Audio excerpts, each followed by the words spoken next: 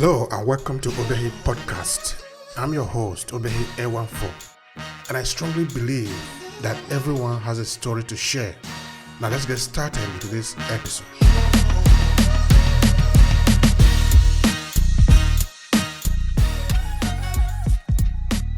In this podcast, we talk about everything African, from our education to history to all the good things that have to do with Africa. This evening, we are going to be looking at an issue that I consider very important. Of course, we have talked about it before, which have to do with education. Some of those questions I'm going to be bringing out to our important guest is, what is civil solution-based education as related to the topic that we are treating this evening? How do you encourage problem-solving skills among school children? And how must we define the kind of problem to solve? Because it is very important that when we decide to solve a problem, that problem is not just the one that is designed by another person, because that is, I think within the politics, what they call problem solution strategy. That somebody design a problem and they give it to you to be solving, but of course it's just making you to work because you have a certain objective. But if you are the one that define the kind of problem you want to solve now, then that is a different ball game altogether. So within the educational system, if our education is based on problem solving, meaning we have identified the problem we want to solve, so we educate the people to have the possibility to solve this problem, then at the end of the day, of course, they become free because they can then solve their problem, which in this case, the African problem. So I'm honored to talk with Mr. Kennedy, who is joining us from South Africa. He has been here in this podcast before. So I want to thank you, sir, for joining us this evening. For people who are probably see you for the first time, even though you'll be here more than once, would you want to say a word or two about you, sir? Thank you so much, and good evening to your viewers and listeners as well. My name is Kennedy Mapesa Mandaza. I'm a Zimbabwean who is currently resident in South Africa as an educationist. I'm also a politician. I fancy the African politics, the dynamics that play out in Africa with regards to politics, particularly as it focuses to us being masters of our own destiny and being creators of what we want our Africa to be. And that is why we find it pertinent to discuss issues that are critical to the growth and development of Africa, which should be led by Africans, be it those that are in Africa, on the African continent, and those that are in the diaspora, because all of us, we play a critical role in as far as Africa is concerned, in order for us to play a catch-up game in terms of development, because for a very long period of time, Africa has played subservient to other countries, and regrettably, the majority of the people that have seen Africa develop to the level that have seen other countries develop to the levels that they are today are Africans who have been working in these economies that today are renowned for their economic development. All right, thank you very much, sir, for that. In fact, I wanted to ask you before. Anyway, it's good that you give us a good background on that area. I wanted to ask you, how is civil South Africa this morning? This evening. We're already in the evening. So tell us, give us a little feel of what is going on in South Africa today. Well, South Africa is in a great position with the problem of the COVID-19 pandemic. Continues to rage on. However, we are excited by the news that have been released by the Minister of Health, who is saying that we are going out of the third wave, and that's good news because it unlocks opportunities that have been closed as a result of the pandemic due to the COVID regulations, which restricted movement and operations of a number of things. And well, also South Africa is gearing up for the local government elections. So the campaigning is kickstarting, and politicians will be crisscrossing the country, trying to win the hearts of the people. So we are going through exciting times in South Africa at the moment. Okay, that is interesting. But I hope it's calm, no? because we want to hear that, here sometimes even in politics, if we don't agree, we also need to be peaceful. No, we need to sometimes agree to disagree and disagree to agree. At the end of the day, even though we are sort of political opponent, it should be played in a way that it is peaceful, so that because all of us we are working for the same people, for the same interest. That is the level that we are actually wanting in every part of African politics, in that it should not be really brutal. Anyway, I'm just throwing that one in since you made mention of politics. And also, another thing I would like to ask you, since we are still there, because that is the last thing I'm going to ask you before we move to the topic of today. So, when you say you are a politician, can you like expatiate on that a little bit?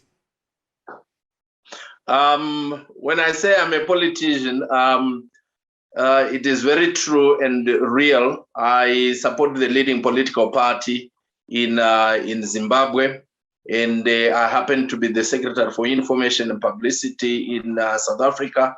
I'm the spokesman of for ZANU-PF here in South Africa, and all what we seek to do is to advance the cause of the Black majority that are resident, who are the residents or the owners of Zimbabwe. And we believe that we need almost everyone to play a part. We may differ in our ideologies, but that difference does not really mean that we have become enemies.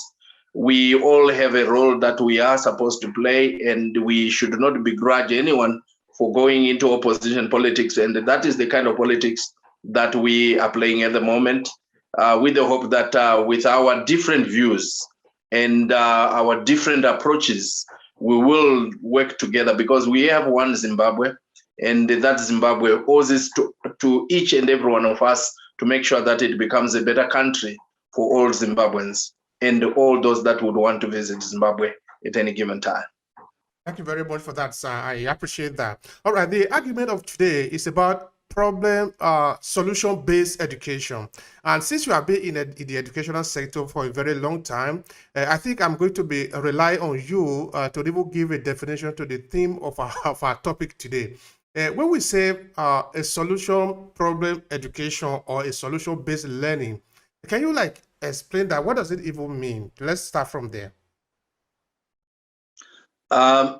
Thank you so much for bringing this topic on education. And in this case, we are talking about solution-based learning. And I will also bring in another concept, I think, which is the problem based learning, and to look at the differences that exist between the two of them, and possibly we may zero into one of the methods that we are talking about. Solution-based learning is a very new concept that has come on board, and this is where it is a learning method that encourages learners to learn from proven solutions that have been given by experts.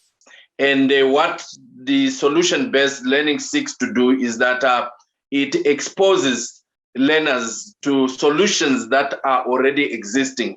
And the learning process, therefore, calls for the learners to examine the solution that have been given by the experts, analyze it, critique it, and look at the pros and cons of these solutions that have been proffered by experts. And when they have done that, they will then look at a possibility or possibilities whether this particular solution can be used in solving problems that are in the domain that they will be looking at that particular time. In this case, when we look at it in the African context, it should therefore look at the problems, the complex, the real world problems that we are facing each and every day. We should therefore look at the solutions, the pros and cons, and tailor them to suit the circumstances and environment in which we find ourselves. Because the problems that we face, whether the solutions have been proffered by experts, those solutions might have come as a result of the circumstances, experiences, and in the environment in which these experts live. Therefore, it is the responsibility of the learners to look at this and critique and analyze them in a participatory manner, in a group dynamic. It is not an individual thing, an individual pursuit to come up with a conclusion on whether this is the right solution that we must have for our problem.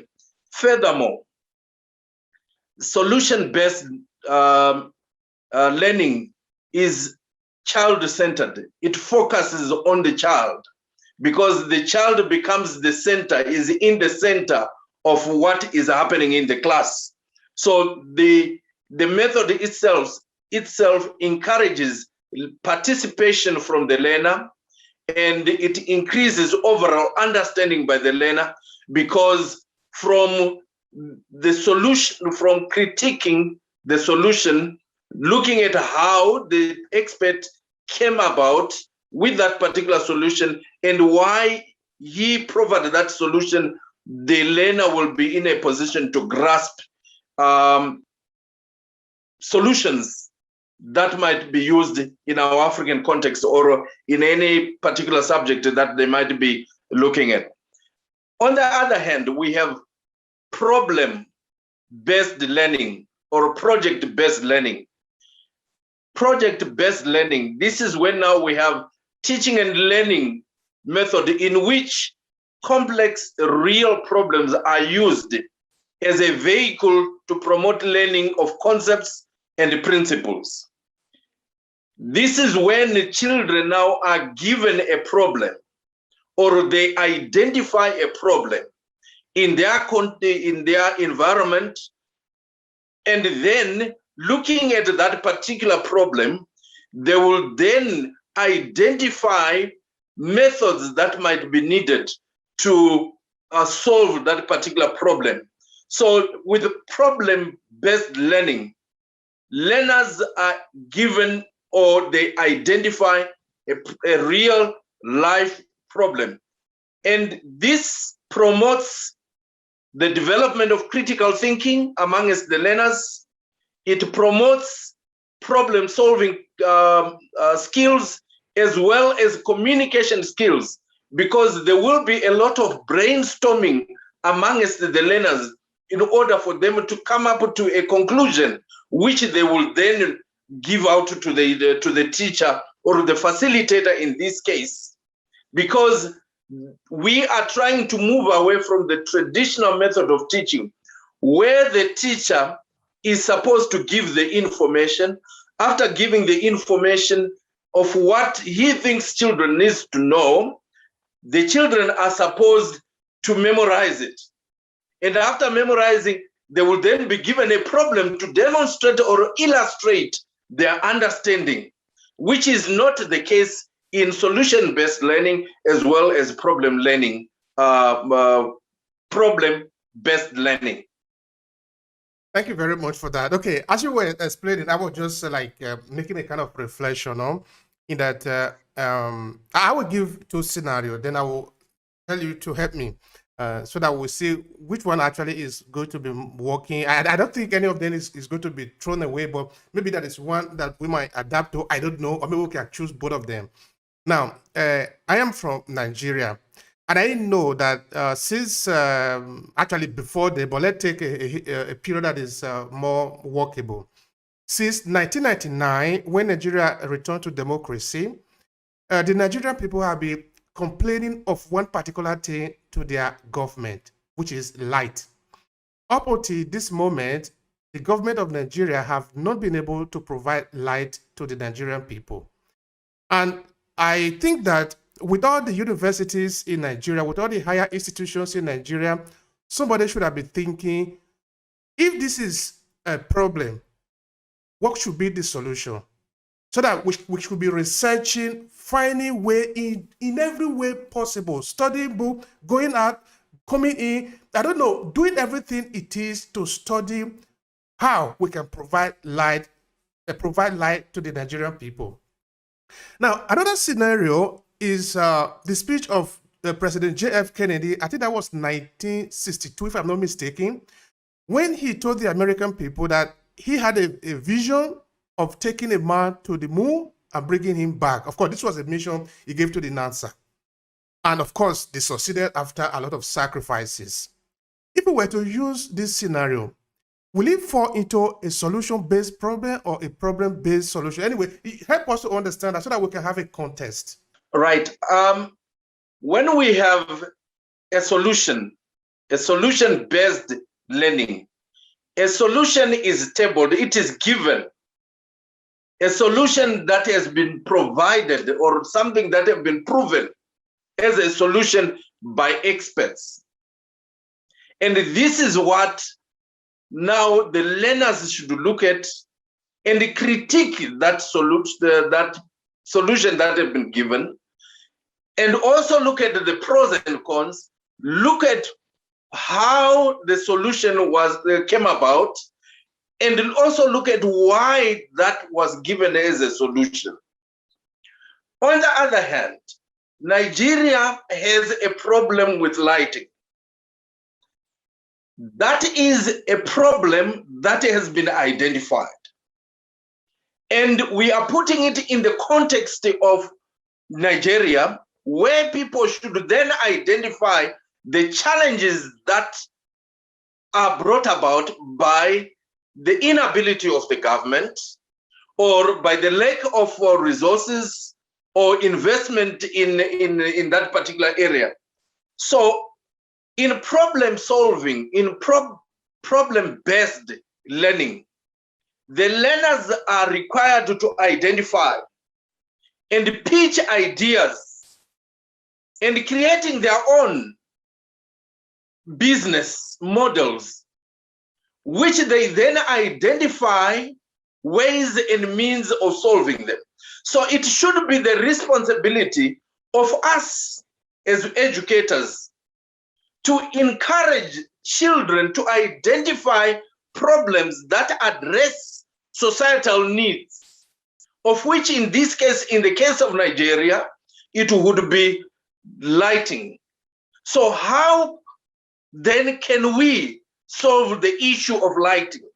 That should be the problem that we give to our learners.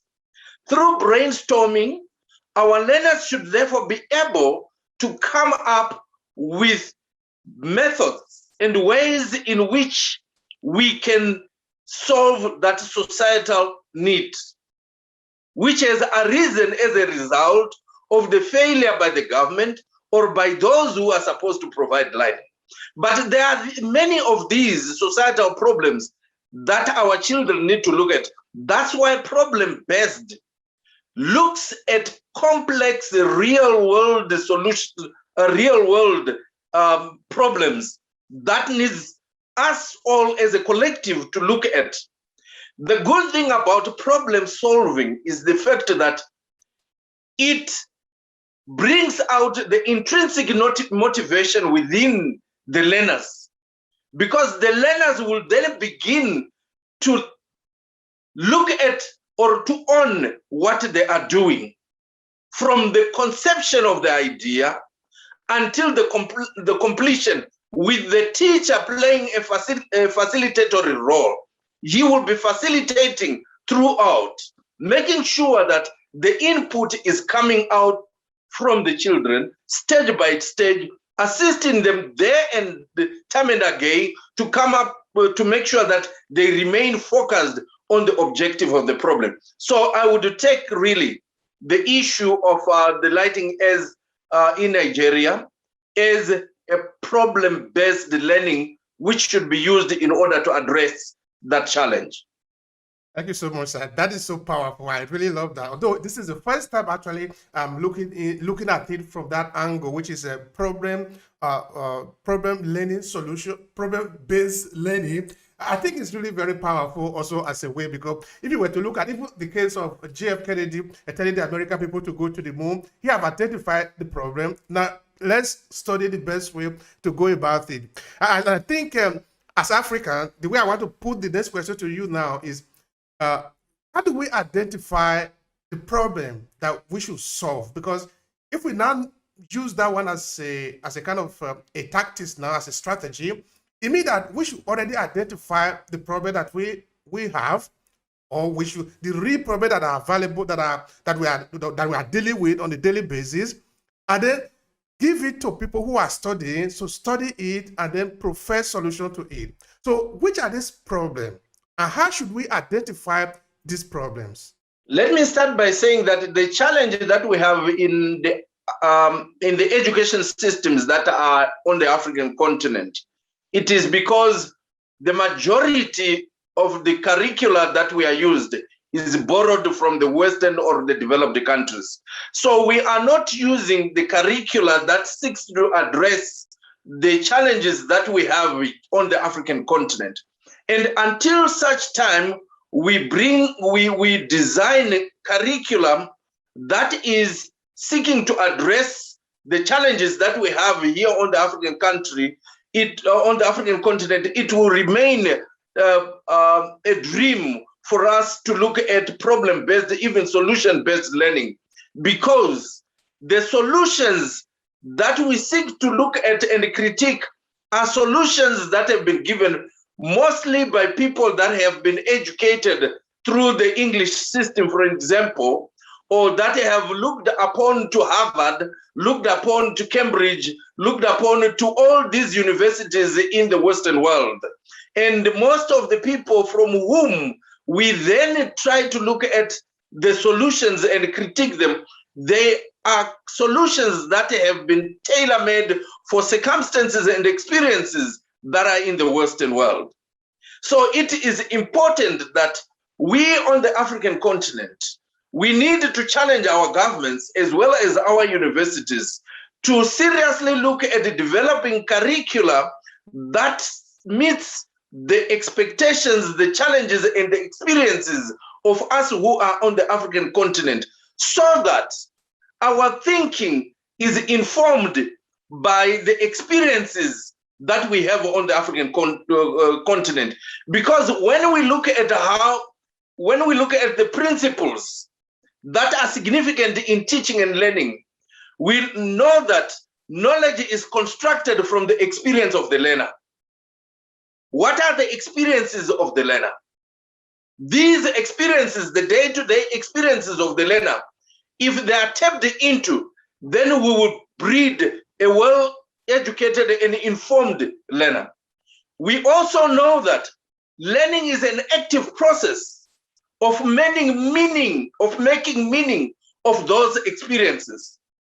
So if we are not using a curricula that is designed to meet the challenges of our economies, then any other problem that we have will not be addressed, because what we are looking at are problems that are proffered by some other people or informed by circumstances and environments that are not anywhere near to Africa. We can look in the context of the COVID vaccine. We are yet to hear of the African people having developed their own COVID-19 vaccine, yet we have so many people on the African continent that are suffering from COVID.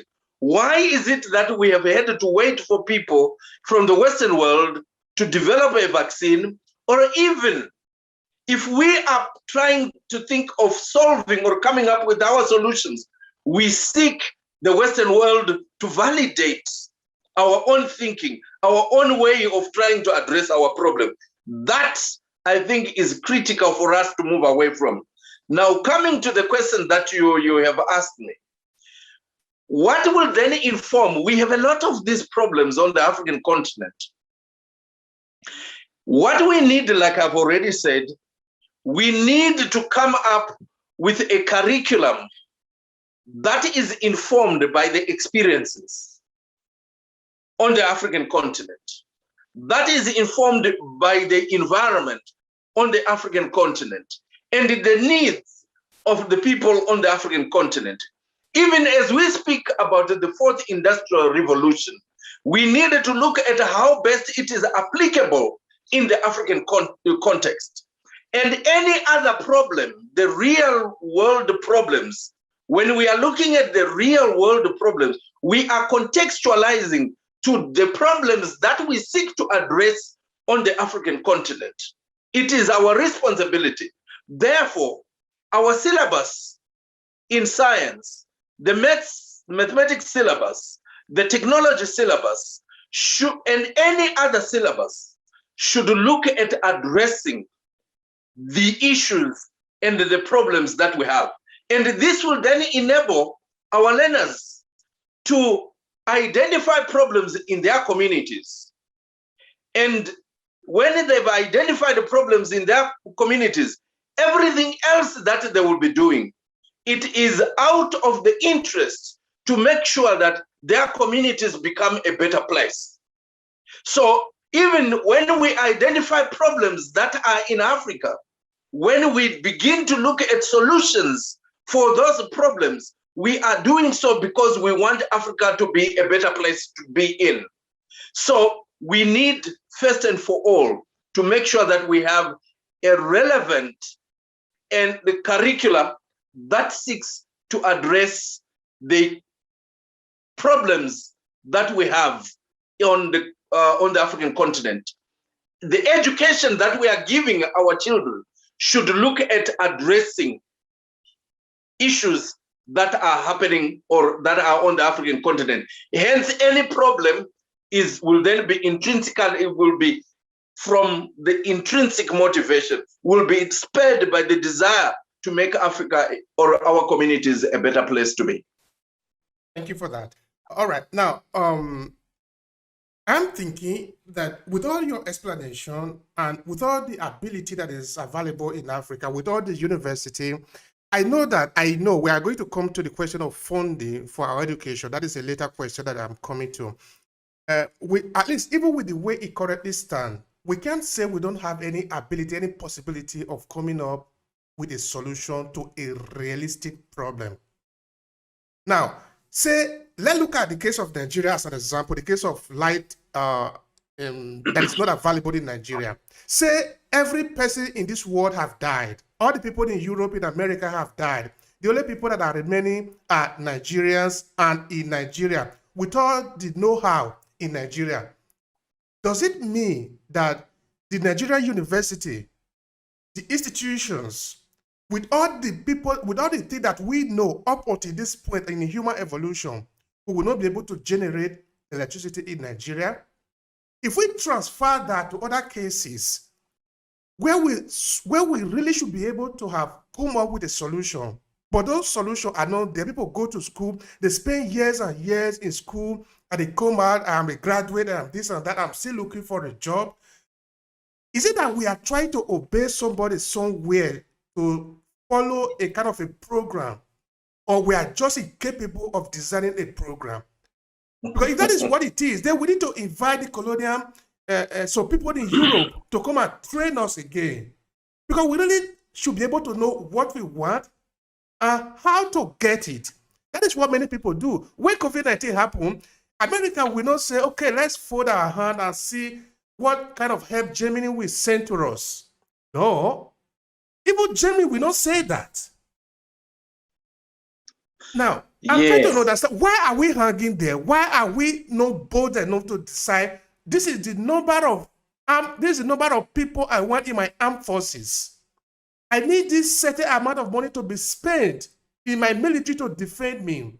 In this place, I want to be able to produce food to feed my country, and I want to go in this direction. Why are we not able to take those bold decisions? It's not a question of us taking those bold decisions.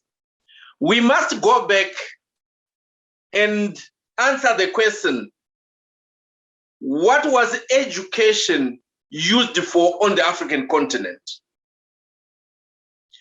Education was not used to empower us to have the kind of thinking that we require today to turn around the fortunes of the people on the African continent. The education that we were given for many years was meant to make sure that we remain hewers of wood and drawers of water.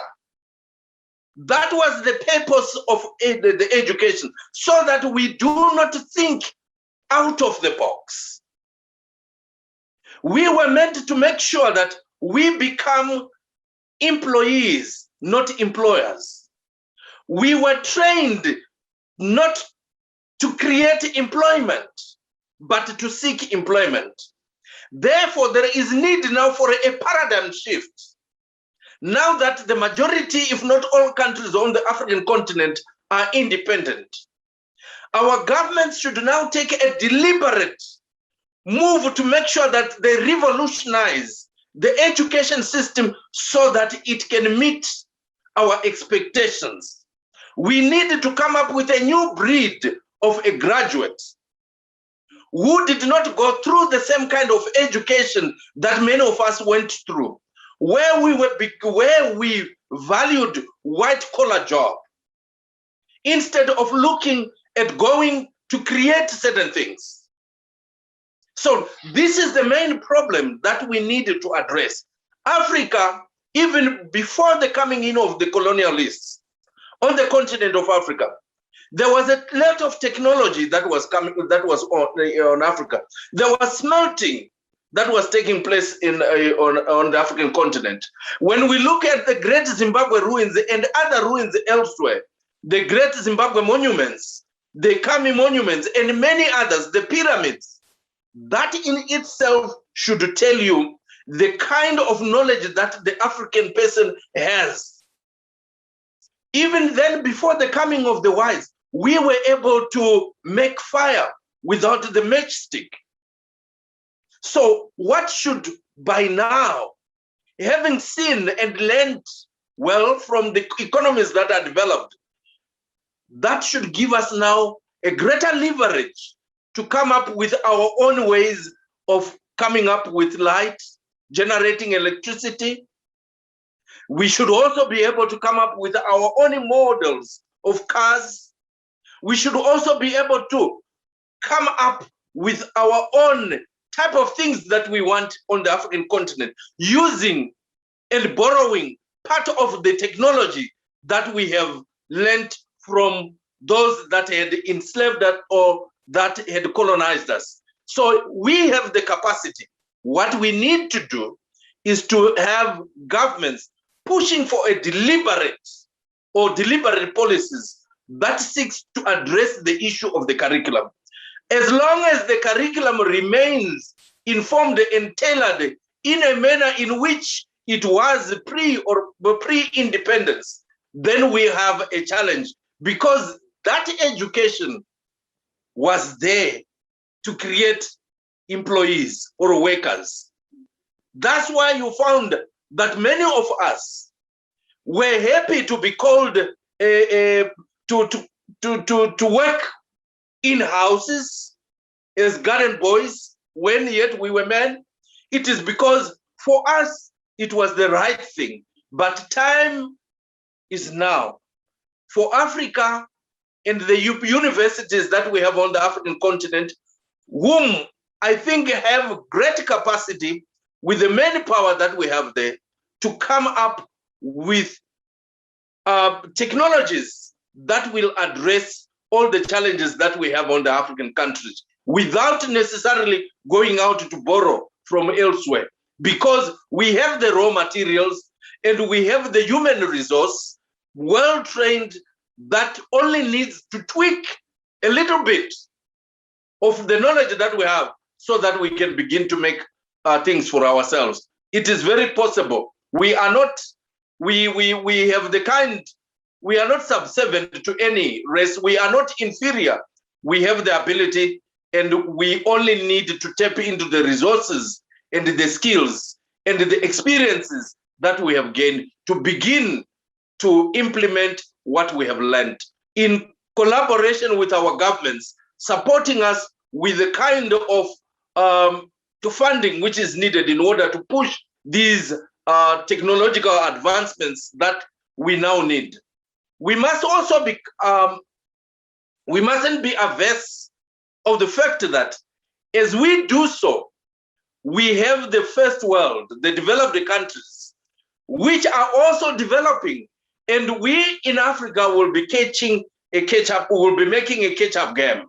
So we must move with speed in making sure that all these things that we want, we do so with the speed that is necessary, which does not compromise on quality, so that people do not, at the end of the day, laugh at us and say, there you see, they have tried to come up with their own light, but it is of lesser quality. We need to continue to do all the due diligence that is necessary in order to produce quality products on the African continent, using the skills, expertise, and experiences that we have gained over the years.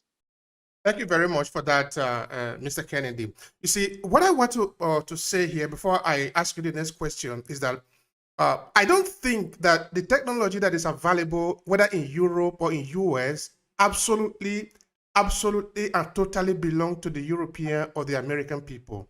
They have only built on the technology that have been available before, which means that if Africa were to try to do something of their own, they don't have to beg any other people. It's not like we need to beg the European, please let us tap into your knowledge. This knowledge is universal. It belongs to all of us. By the time they want to tap into Egyptian civilization, they didn't beg anybody. So for us, we don't need to it doesn't mean that when we say we use Nigeria always as an example, because looking at the potential that is available in that country, there is really no justification why the Nigerian people should be going in darkness every day. There is no justification for it. And if the Nigerian engineer were to say, okay, today we want to develop light, there are already technology available on how to tap solar system. There are technology available on how to tap into wind system. Go to Germany, for example. There are technology available on how to tap into water. All this technology don't need to be reinvented. We just need to gather some code, then put them together, of course, by the expert, not me. That is not my area. That is not my expertise. But if that is your expertise, you must do it. That is why you're an expert in that area. So what I really want to say is that the possibility of able to build a car is not a magical word. There is no magic about it. Inside the car, there are many elements that are coming not from the particular country. For example, some parts are just coming from China, others are coming from Germany, some other parts are coming from US, some other parts are coming from... At the end of the day, you put them together, of course, you build a model, that is your car. Now, it doesn't mean that, okay, one country just have everything. There is no country in the world that have everything. There is no continent in the world that have everything. So it is not a shame that Africa can also take from others and use it to solve their own problems. Now, coming back to education, because we are going to have to resolve this problem through education, because if we haven't educated people that they can actually take this bold step and build it their own way, design it the way you want it, it doesn't mean that you must follow the European model or the American model. Who says so? You can design it the way you want it in Ghana, the way you want it in South Africa, the way you want it in Nigeria. This is how you want your car to be. Do it, design it, fail and fail again if the need be. But you are making an effort to change. Now, to be able to put that in, we need to change the paradigm, like you said. But how simple is it? Because this is your area. You know it very well. I mean the educational area. How simple is it to change the curriculum? Because we know that the curriculum we have today is not serving the people because it's not providing a solution at the end of the day. But how simple is it to change those curriculum in a way that it can serve the people? Those who go to school can find solution to their local problems. It is not difficult, I think, because for me, in order for us to develop a new curriculum that serves the interests of the people, it requires the will of the government to do that. It requires the government to fund, invest in education, and that is critical. Our governments showing the will to make sure that we change the curriculum so that it becomes what it should be to serve the interests of the people on the African continent. In order for us to have an education system that serves the interests of the people of South Africa and posterity, we must have the South African government making a deliberate move to make sure that that which does not address the issues of the African people, of the African child in South Africa, they are removed from the syllabus. The other thing that we also need to do, in order for us to make sure that the education system address the concerns that we find in our countries, our education system, through its curriculum, should support creativity and innovation among learners. For as long as we want children to learn the Pythagoras theorem the way it was put in place by Pythagoras, who lived in 495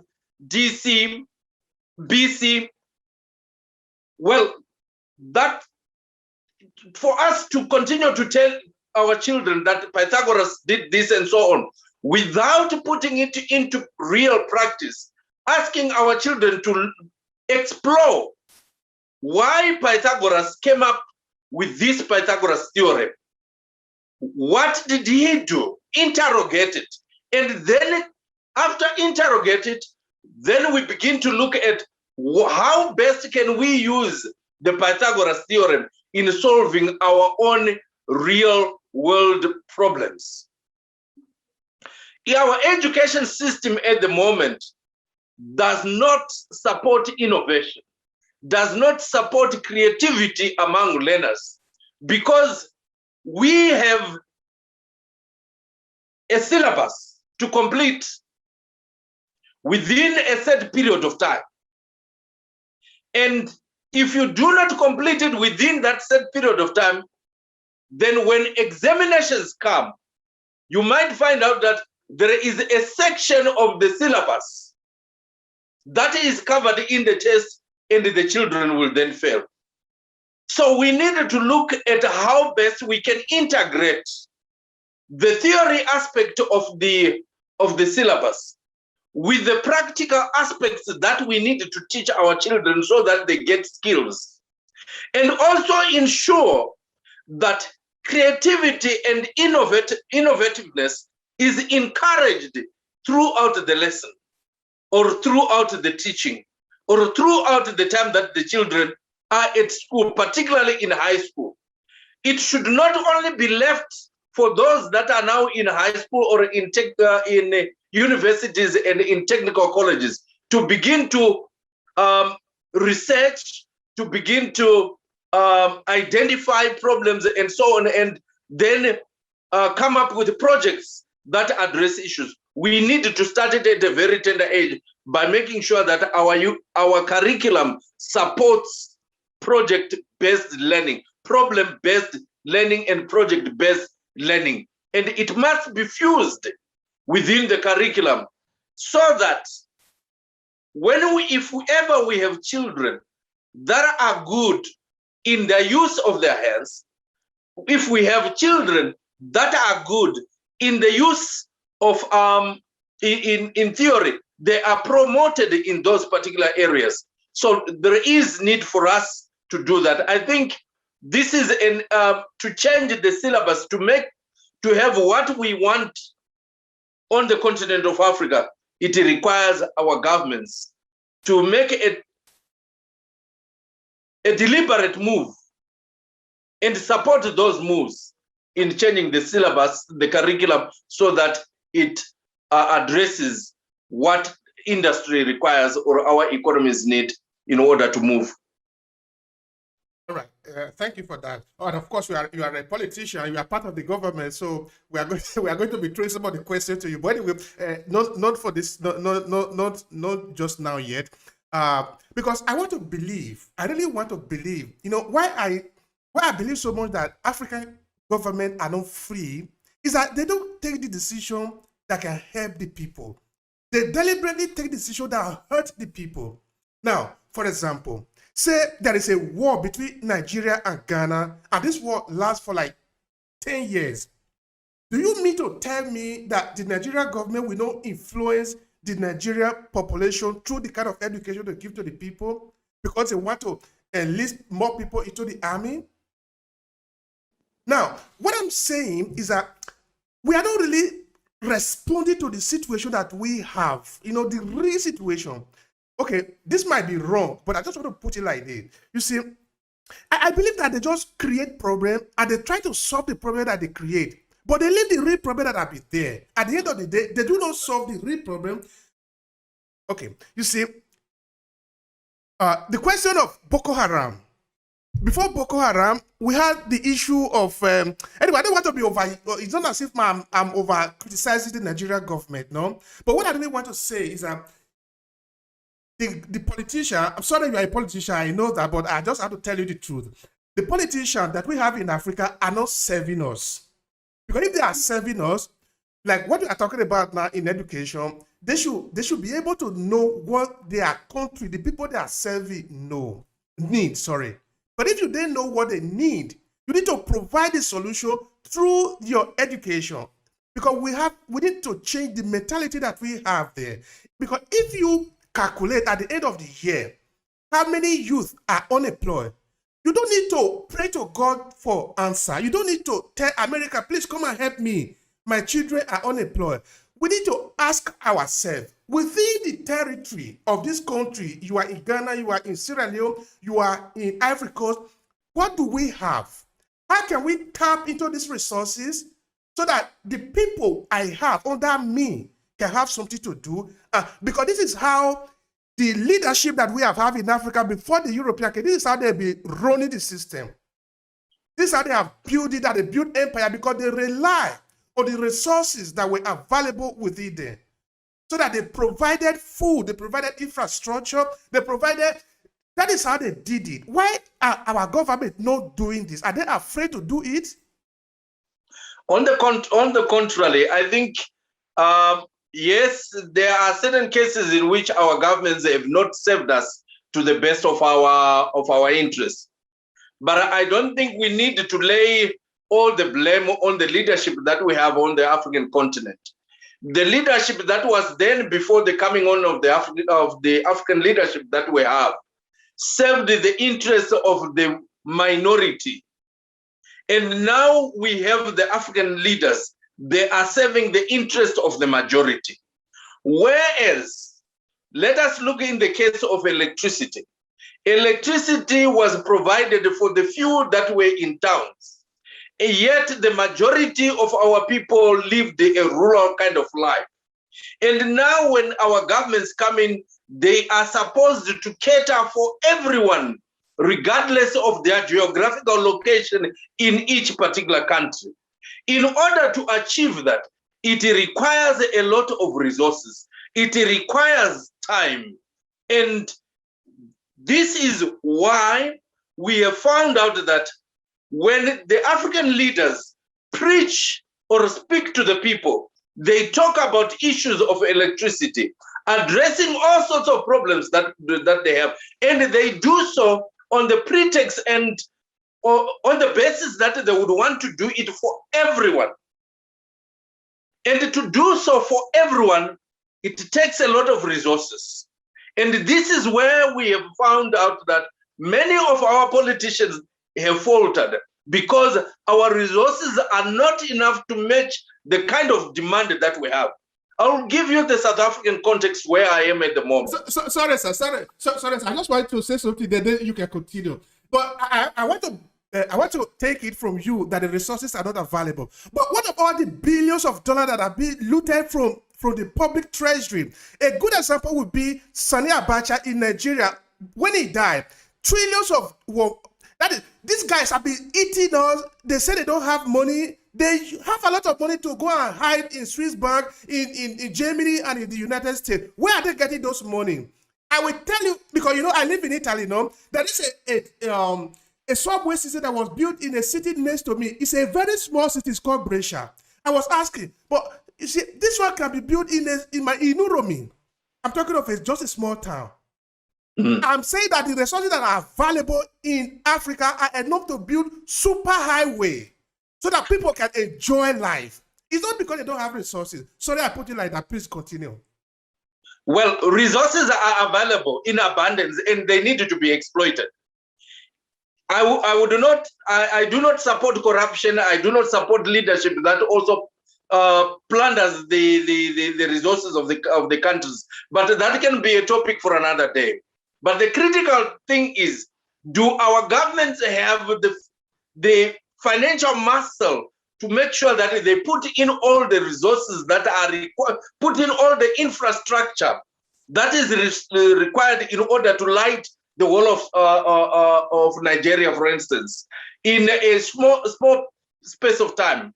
Even if we look at what our erstwhile colonizers did, they did it over a period of time. When we look, I was about to give the context of South Africa. The electricity that is generated in South Africa at the moment was meant for a few people. But when the South African government came in power, they made sure that access to electricity is expanded. There are now many people that are now getting electricity. And what is now the challenge? We are now beginning to have load shedding.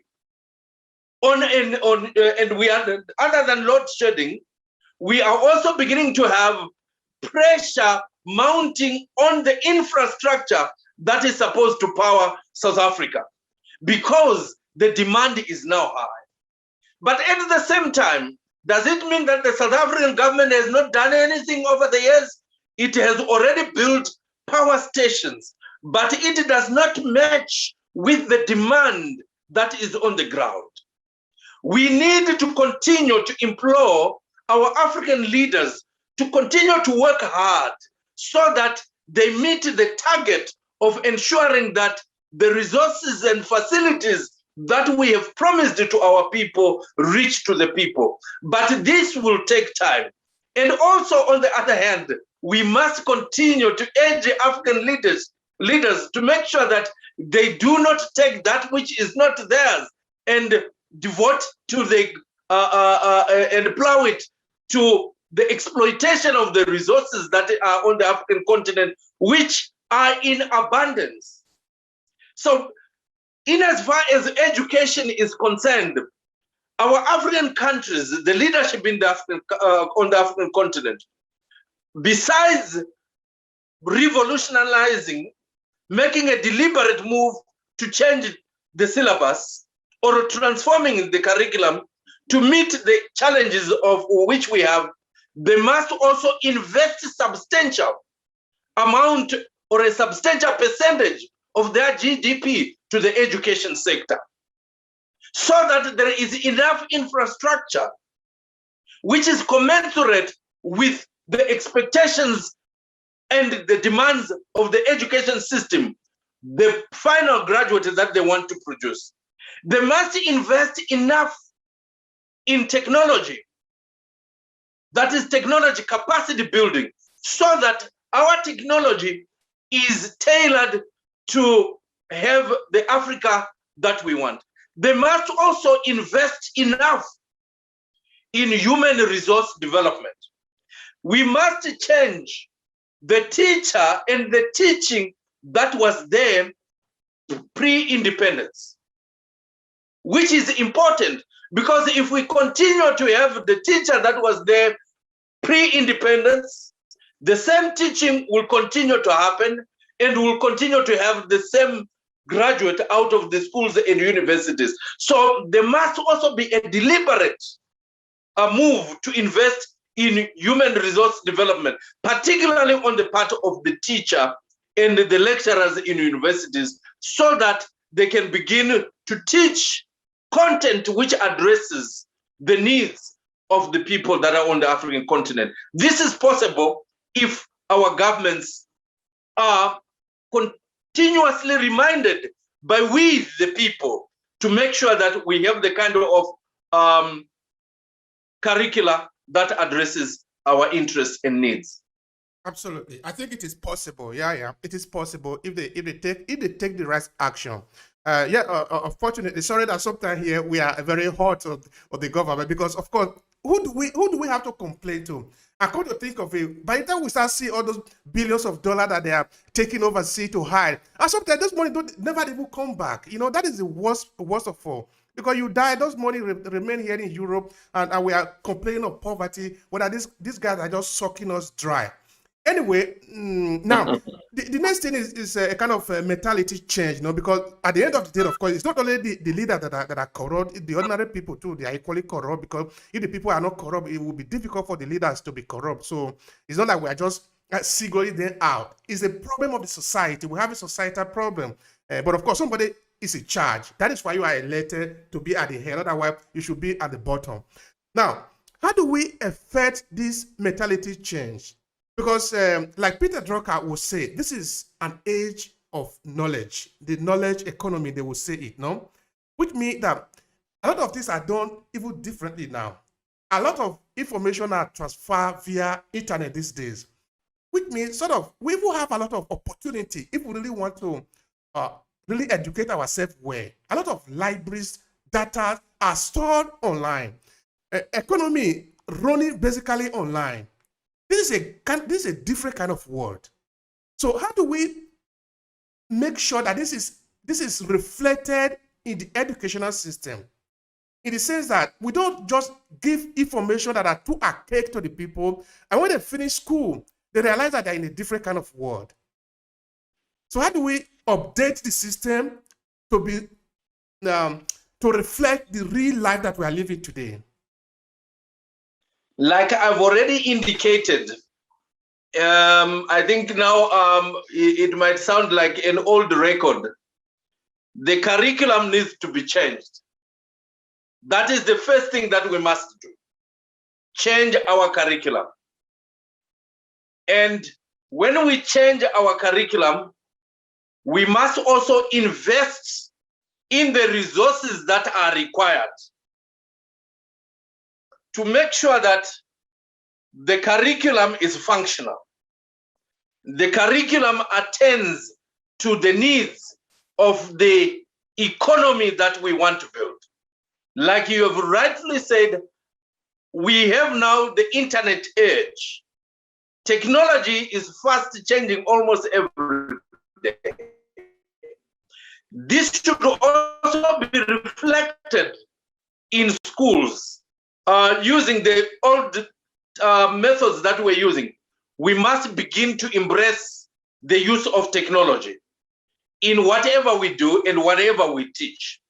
We must encourage our schools to have computers, to have the requisite technology that will empower our children so that when they leave school, they are not foreign to the economy in which they are going to work. So that is important. We also must make sure that our governments invest in ensuring that our children, all of them, they have an opportunity to be in school. And when they get into school, we must empower them with the skills which will make sure that after leaving school, whether they get employed or not, they are in a position to create their own employment. They are in a position to go and start something on their own and be creators of employment. We must also make sure that our education system touches at the fundamentals that are in our economies. If our economy is agriculture based, then we must make sure that most of our teaching should make sure that when children leave school, they are equipped to be part of the value chain. We need to go into agribusiness, not only into the land, but we need to have the capacity to, when we grow, whatever we grow, when we reap it, we take it for processing. Beneficiation should become key so that eventually we can start to export what we are producing on the African continent, so that we can have the much needed foreign currency, which is needed to capacitate and retool the industries that we have. All this starts from the right education that we give our children, that attends to the needs and the circumstances and the experiences that we have in our countries, in our communities, and on the African continent as a whole. Collaboration is needed because we cannot do it on our own. We need to continue to work with other countries because we are interdependent. We rely on one another. Hence, collaboration remains key in as far as education is concerned, and also what we are doing in our economies.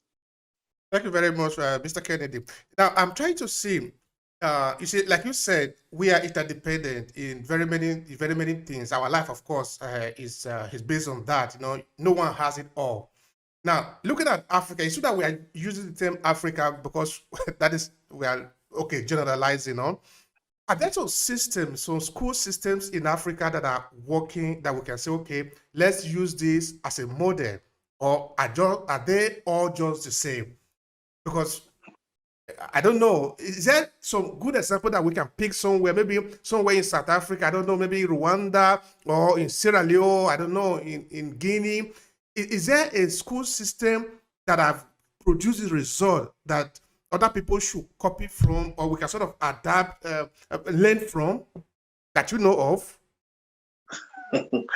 Not offhand, but I must say that many times we have had measures, researches that have been done, and we have had countries that are ranked according to their literacy rate.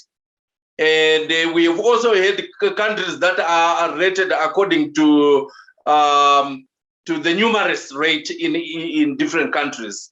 We have researches that are conducted on teams, and these do not necessarily give the kind of indicators that we are talking about today.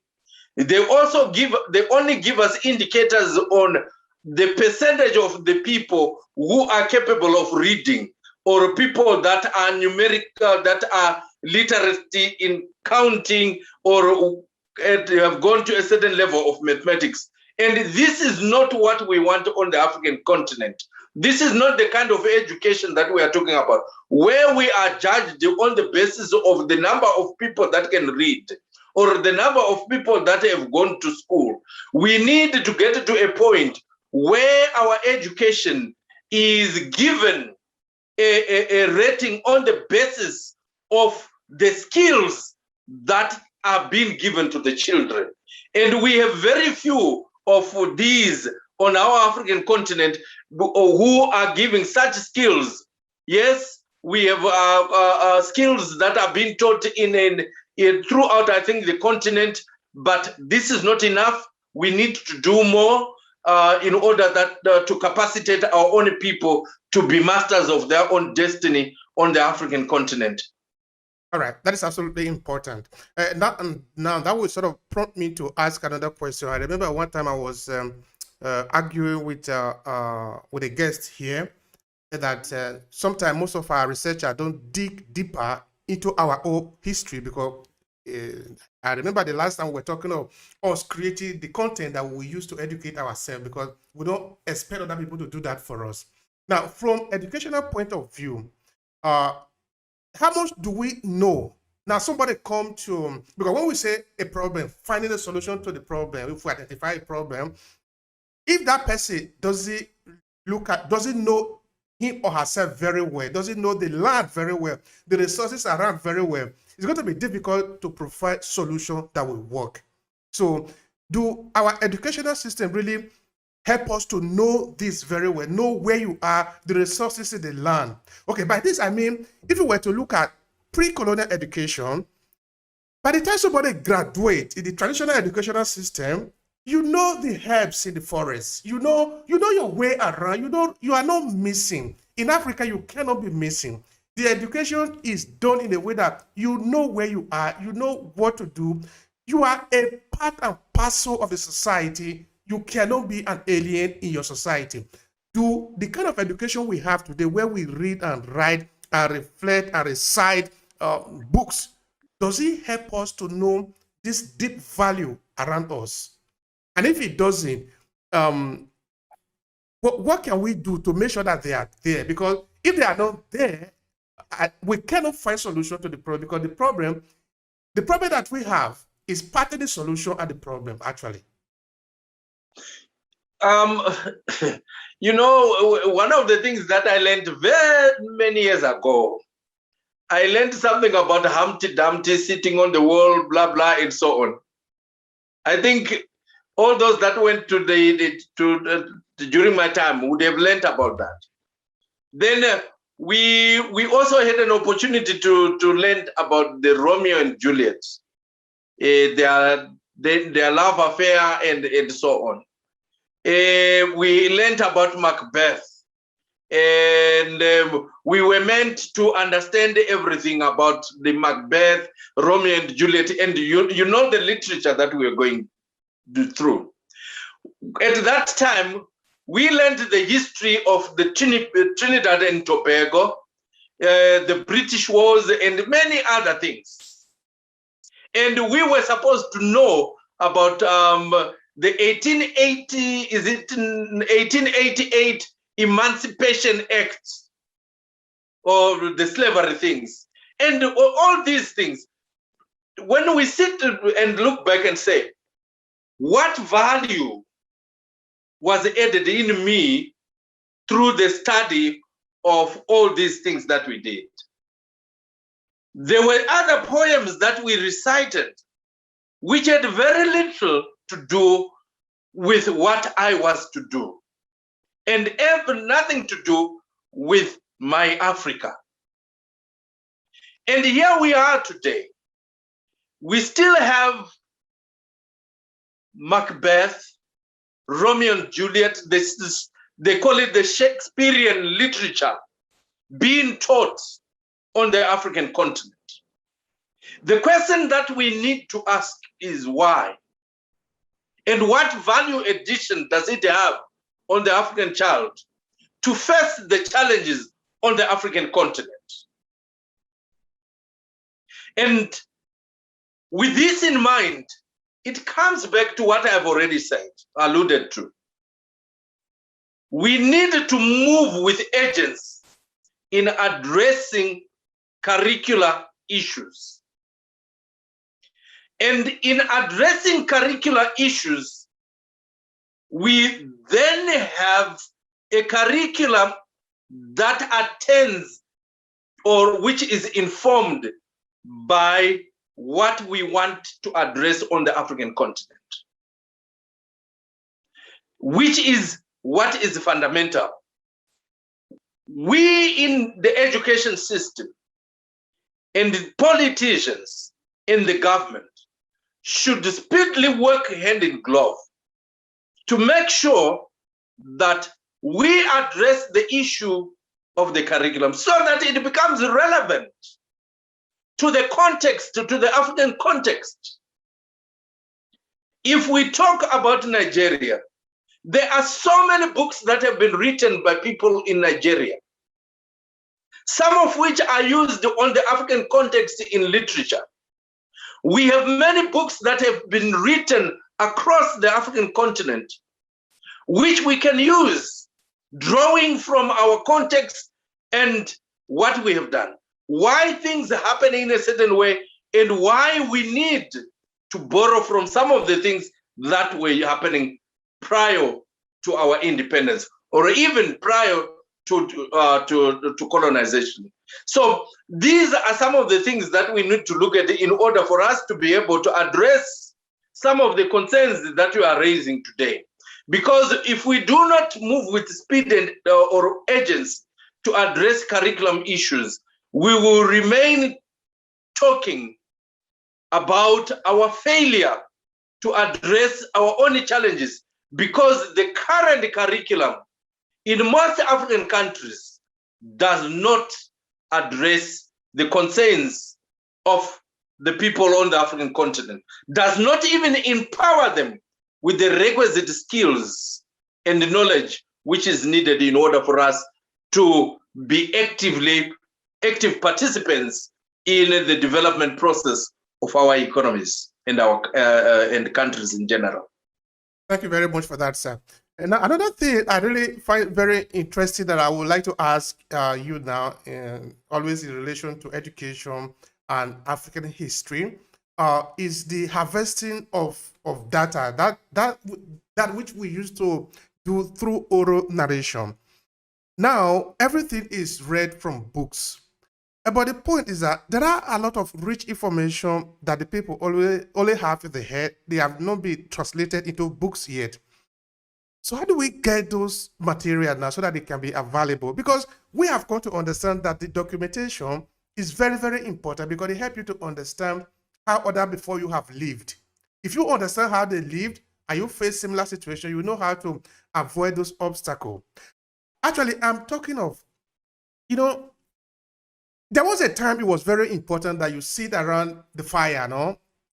Then you hear some stories. Those stories, of course, they're not going to tell you that you're going to face a similar thing, but there are a lot of morals in there. I'm looking at that situation. Is it possible that it can be complementary to the formal education that we have, or is it worthless? Because I want to believe that there are a lot of value that we can get there, because it helps you to have the perfume of your culture. You are very right and up to the point. Those meetings that we used to have outside on the fireplace, as men or women on their own, and at times as a village, they are very important. It was then when we used to say the child belongs to the village. And gone are those days when we used to say that the child belongs to the village. And it is now our responsibility as Africans or as a people to begin to make a rethink of the importance of our children being children of the village. Because at that time, there was so much rich that we could get from the people in the village when we worked together to help grow a child. And this is no more. We must also implore countries and universities that today have literature and history that is of African origin.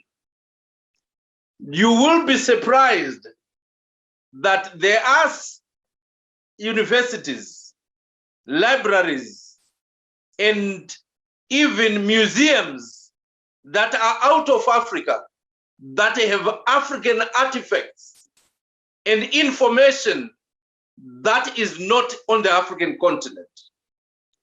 That information should, in working with those governments, universities, and museums, we should have our history brought back to our continent. Even in Zimbabwe, we are still crying for some of the things that were taken, very important things that were taken, which we know is very important for our history, for our children to know. Therefore, we need to make it imperative for those in power to work with those that have our history so that it can be repatriated. We must also encourage our own people to write our own history. to undertake research, particularly those that are in universities, in the history departments, or anyone to go out and research so that we can begin to write our own history and understand the way that, to understand where we are coming from, where we are, so that we can be informed of where we are going. It is critical that we do this as a people on the African continent, because there is no one who will do it for us. It is our responsibility as Africans to make sure that we write our own history that we should hand over to our own children. Because if we do not do so, the next generation will have missed out, because there will be a big gap in knowledge due to the absence of books which we have written our own history. So we must make that a priority, and we must make sure that we also prioritize using these books. One of the things that we have seen is there are many people who write the books, but there are not many people who are prepared to buy those books on the African continent. And we must also encourage our own people to value what is written by our own African brothers and sisters, so that they can continue to research and give us more knowledge of what we do not know. And another thing that is important is, we as African people, we must be proud of ourselves, proud of our history. We must have an attitudinal change such that we begin to take pride in who we are and value everything that we call African.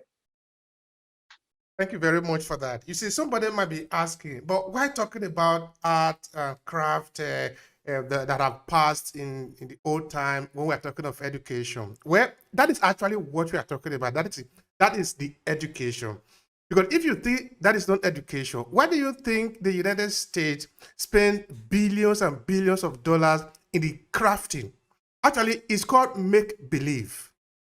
The cinema that you see is called make-believe, because they create something for you which remain with you forever. Now, these are deep things that we might not have time to go in detail today. When you were making mention of the stealing of the Great Zimbabwe artifact, things that have been taken away by the English. They did the same also in Benin, and the Benin people, we are still crying today that they should return it. All this art and craft of Africa, you don't need to look at them as if they don't mean anything. They mean a lot.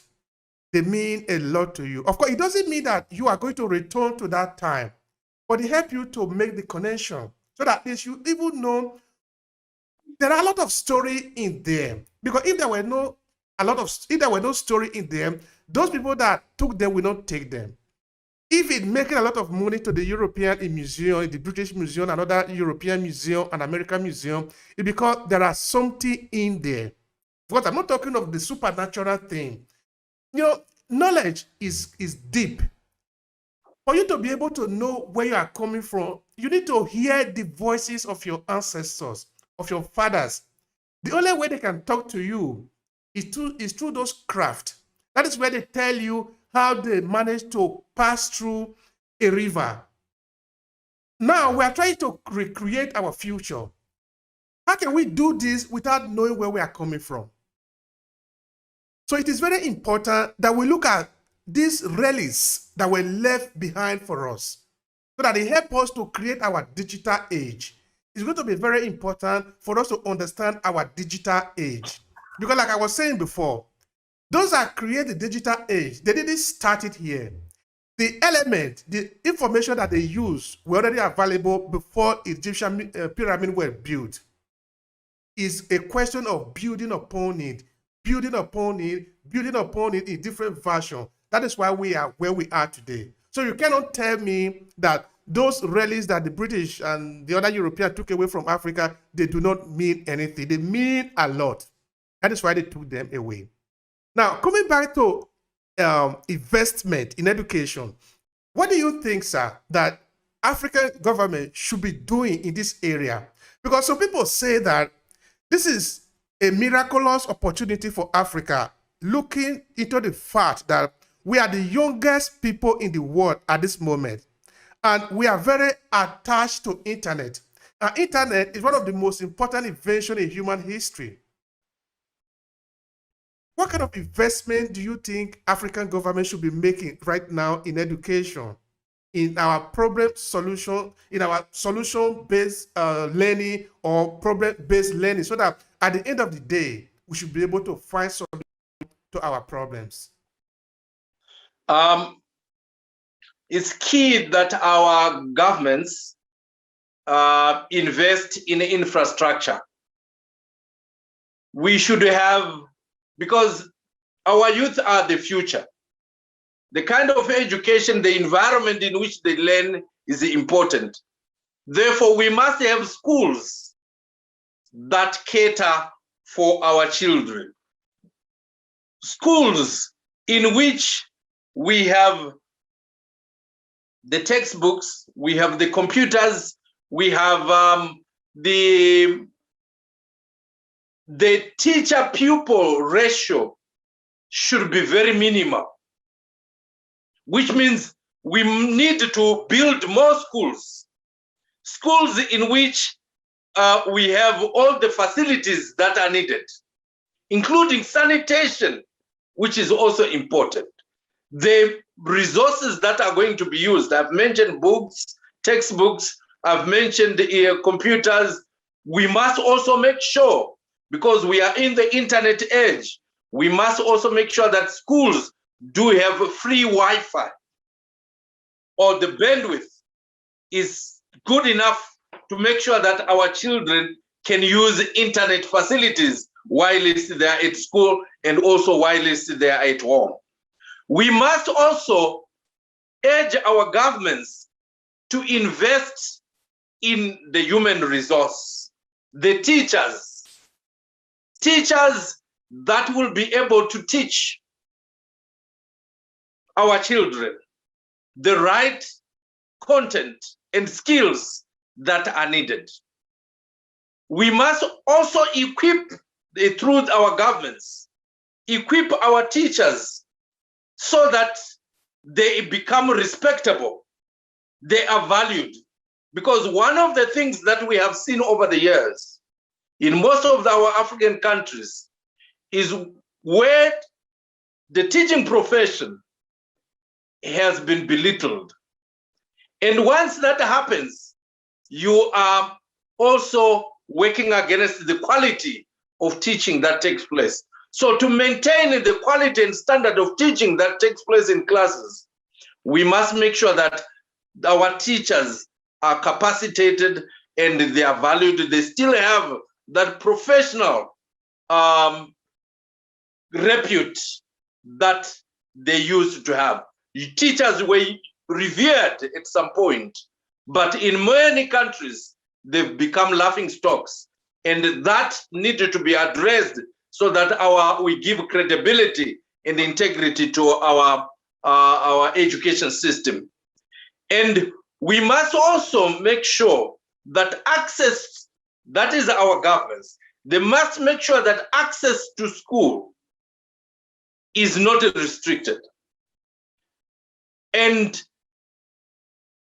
the governments must make sure that there is free education,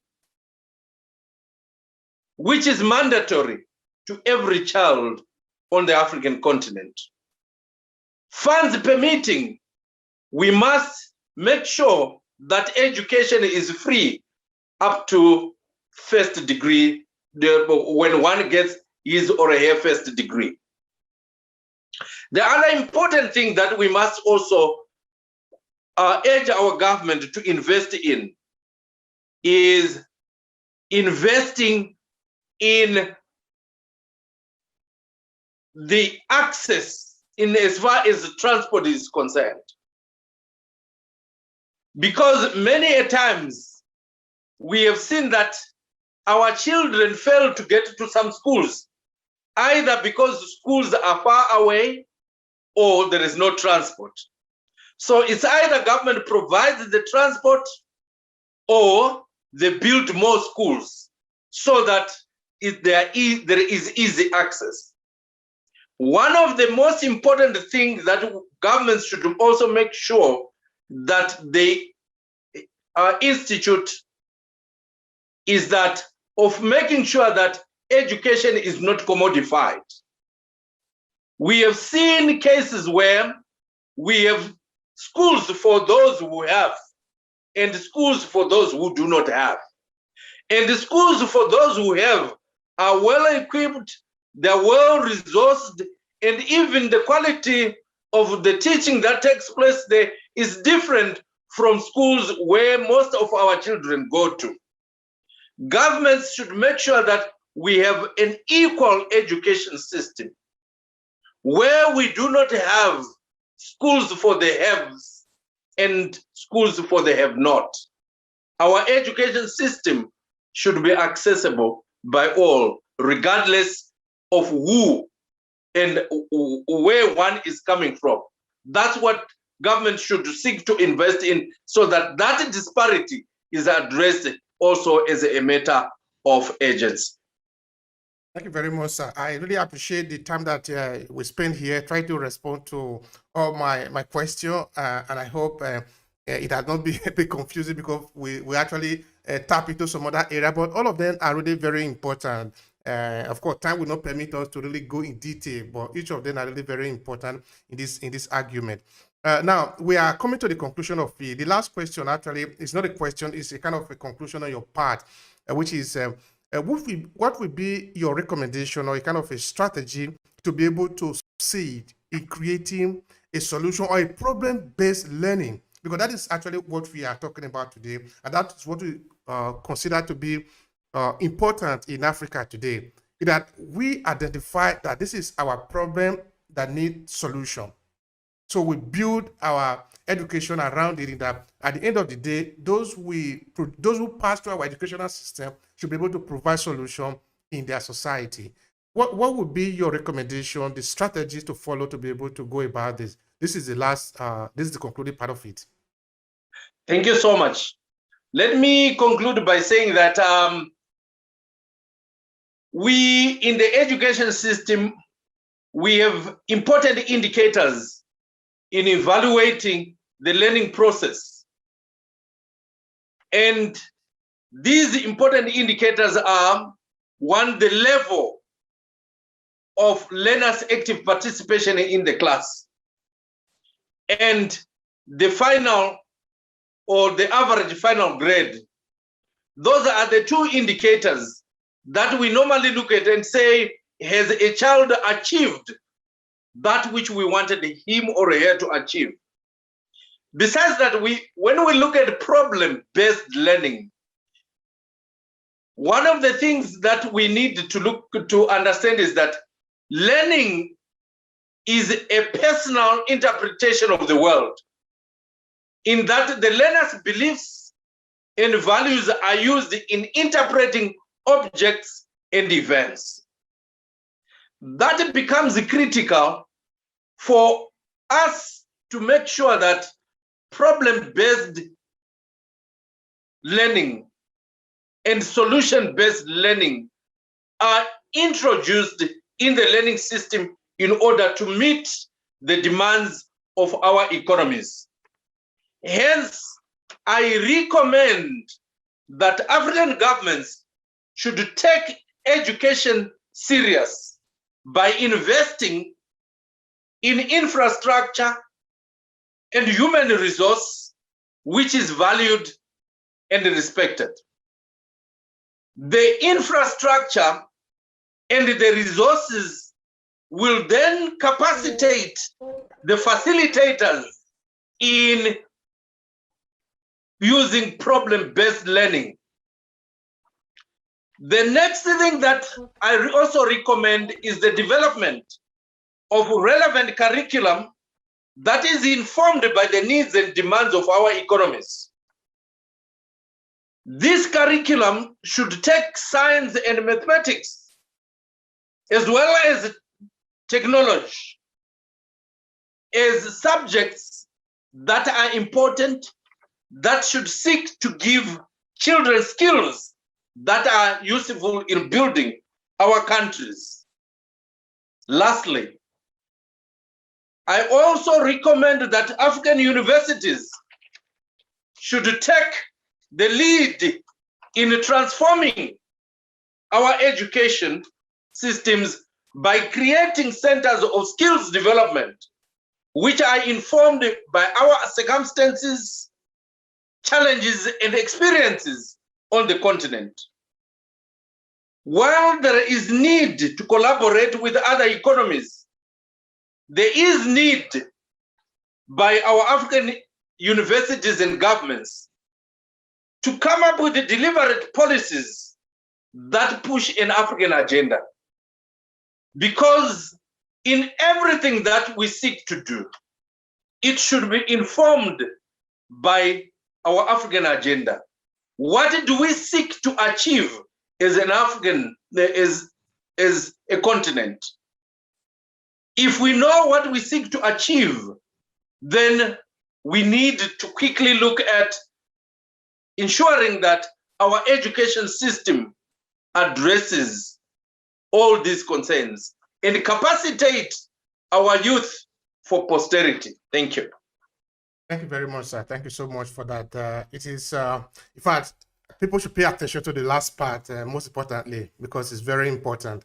And for you, all of you that have followed to the end of this podcast, I say thank you very much, because if you are not there, then it will not make much sense that we are here. We take the time to be able to explain all this part to you, because it is important that we share the knowledge. It is very, very important, because it is time in Africa, looking at all the problems that are facing us, our educational system should be part of the solution, in that we should look at it as a way of providing solution to the problem. So if we follow the problem-based learning or the solution-based learning, it means that we are identifying our problem, and our education, everything that we are doing should be based on resolving that problem. So that we shouldn't have graduates roaming around the street without job. Have you wasted all the time that you spend in the school? So it is not your fault. It is the system. So that is what we are talking about here, that system should be designed for the service of the people. And of course, it's not only the job of the government, it's the job of everybody. I think our guests have already said that before, and he also repeated here, that all of us have a role to play in this job. If you enjoy this podcast, make sure you subscribe so you never miss any of our future episodes. Rate and review Obehi Podcast and share with your friends who might need it. I remain Obehi Ewanfo. Thank you so much for listening, and talk to you in the next episode.